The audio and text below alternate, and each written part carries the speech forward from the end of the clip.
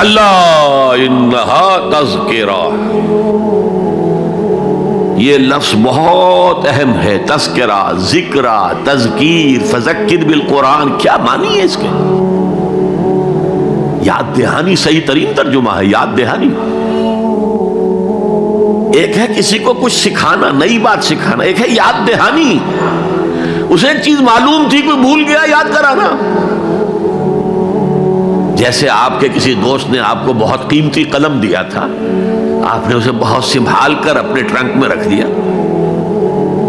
اب سال ہا سال ہو گئے، نہ دوست سے ملاقات نہ وہ یاد، اچانک آپ نے کسی روز ٹرنک کھولا اور وہ قلم آ گیا، تو آپ کو دوست یاد آ جائے گا کہ نہیں؟ اسی لیے قرآن آفاق و انفس کے لیے آیات کہتا ہے، ہم اپنی آیات دکھائیں گے تمہیں، نشانی جس کو دیکھ کر تم ہمیں پہچانو گے۔ اور تذکرہ کا مطلب کیا ہے؟ پوٹینشلی ایمان ہر انسان کے دل میں موجود ہے، یہ جو روح جو ہمارے قلب کی مسکن مکین ہے، اس میں اللہ کی معرفت بھی ہے، اللہ کی محبت بھی ہے۔ البتہ ذہول کے پردے پڑ گئے ہیں، بھول اور نسیان طاری ہو گیا ہے، ہم دنیا ہی کے اندر گم ہو کر رہ گئے ہیں، ہماری ساری دلچسپیاں دنیا سے ہیں، لہٰذا ہماری توجہ ہی نہیں ہے۔ ورنہ ہر انسان کے دل میں یہ جو یہاں ہندوستان میں کہتے ہیں آتما اور پرم آتما، آتما اور پرم آتما کا تو تعلق بہت گہرا ہے، ابتدا میں بنا دی گئی تھی ارواح، جب ہم سب کے سب تمام انسان آدم سے لے کر اور تا قیامت جو انسان آئے گا دنیا میں، ان سب کی ارواح پیدا کر دی گئی، اور پوچھا گیا الست بربکم قالوا بلا، یاد ہے؟ لہذا یہ تذکرہ ہے، یہ یاد دہانی ہے، تمہارے اندر موجود ہے، اللہ کی معرفت بھی موجود ہے، اللہ کی محبت بھی موجود ہے، لیکن کلا بل ران علی قلوبہم ما کانوا یعملون، ان کے دلوں پر زنگ آ گیا ہے اب ان کے اعمال کی وجہ سے،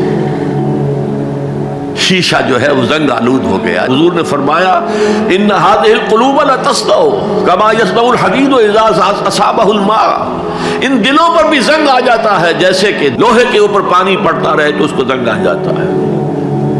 پوچھا گیا فما جلاؤها یا رسول اللہ، اے اللہ کے رسول ہماری تلواروں کو زنگ لگتا ہے، ہم پالش کرتے ہیں، سیکل کرتے ہیں، وہ پھر چمک اٹھتے ہیں، تو دل پر اگر زنگ آ جائے تو اس کا علاج کیا ہے؟ دو چیزیں فرمائی، کثرت و ذکر الموت و تلاوت القرآن، دو کام کرو کثرت سے، موت کو یاد رکھو، یہاں رہنا نہیں ہے، جانا ہے، یہ ہمارا گھر نہیں ہے، یہ ہماری منزل نہیں ہے، ہمارا اصل گھر جو حضور نے فرمایا انما الدنیا خلقت لکم وانتم خلقتم للآخرہ، یہ دنیا تمہارے لیے بنائی گئی، تم آخرت کے لیے بنائے گئے ہو۔ اسی لیے حضور نے فرمایا کن فی الدنیا کانک غریب عابر السبیل، دنیا میں ایسے رہو جیسے راہ چلتے مسافر ہو یا اجنبی ہو۔ اپنے بارے میں فرمایا مالی ولی دنیا، مجھے تمہاری دنیا سے کیا سروکار، انما مثلی کراکب استظل تحت شجرۃ ثم راح فترکها، میری مثال اس مسافر کی سی ہے جو ذرا سستانے کے لیے کسی درخت کے سائے میں بیٹھتا ہے تھوڑی دیر، وہ اس کا گھر تو نہیں ہے، اس کی منزل نہیں ہے، پھر وہ اس کو چھوڑتا ہے، اپنا راستہ لیتا ہے۔ یہ اگر ہمارا تصور قائم ہو جائے، کلا انہا تذکرہ، اب اس کے بعد جو الفاظ آئے ہیں فی صحف مکرمۃ مرفوعۃ مطہرۃ بایدی سفرۃ کرام بررہ، یہ جو قرآن ہے، جو تذکرہ ہے، یہ بڑے ہی انتہائی پاکیزہ صحیفوں میں ہے،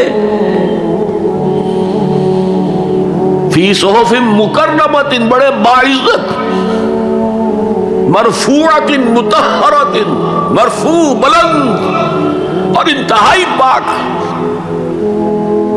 بے ایدی سفرۃ، یہ کن کے ہاتھوں میں ہے؟ لکھنے والے وہ فرشتے، بے ایدی سفرۃ کرام بررہ، جو نہایت باعزت ہے، بہت وفادار ہیں اللہ کے۔ یعنی اصل قرآن کہاں ہے؟ لوح محفوظ میں ہے، اصل قرآن کہاں ہے؟ ابھی اگلی اب جو پڑھیں گے ہم، کتاب مکنون، چھپی ہوئی کتاب کے اندر ہے۔ اصل قرآن کہاں ہے؟ وَإِنَّهَا لَفِي أُمِّ الْكِتَابِ لَدَيْنَا لَعَلِيٌّ عَظِيمٌ، یہ تو اس ام الکتاب میں جو ہمارے پاس ہے بہت بلند ہے اور بہت عظمت والا ہے۔